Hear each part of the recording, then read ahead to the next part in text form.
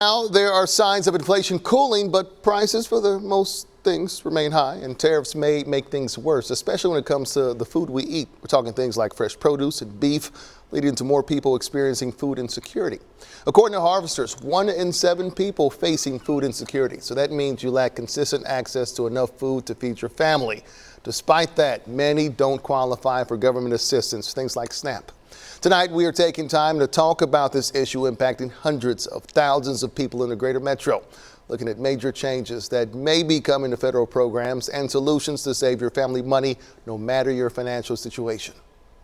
There's been plenty of talks about tariffs and other cuts to federal programs, and there's conversation brewing to a vital federal food nutrition program and changing the way that it's funded. And it's a long-term plan that could impact folks in the Kansas City metro area. It's far from a bipartisan conversation, a congressional proposal to cut vital federal nutrition funding. Kansans deserve smart policies. A new bill intended to clean up government spending, one proposing $300 billion in cuts to SNAP, the program formerly known as food stamps. Legislation Congresswoman Sharice Davids strongly opposes.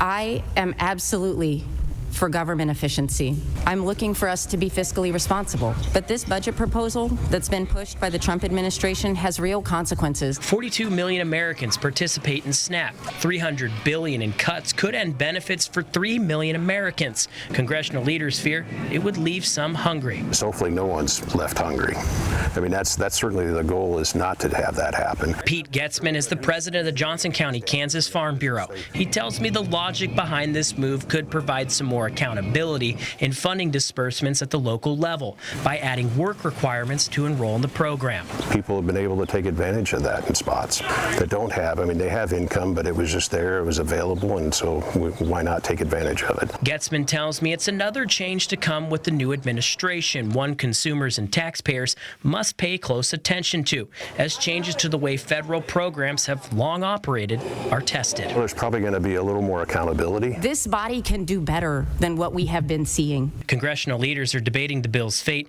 Any changes to the program funding would be anticipated in 2028. In Kansas City, Ryan Gamboa, KSHB 41 News.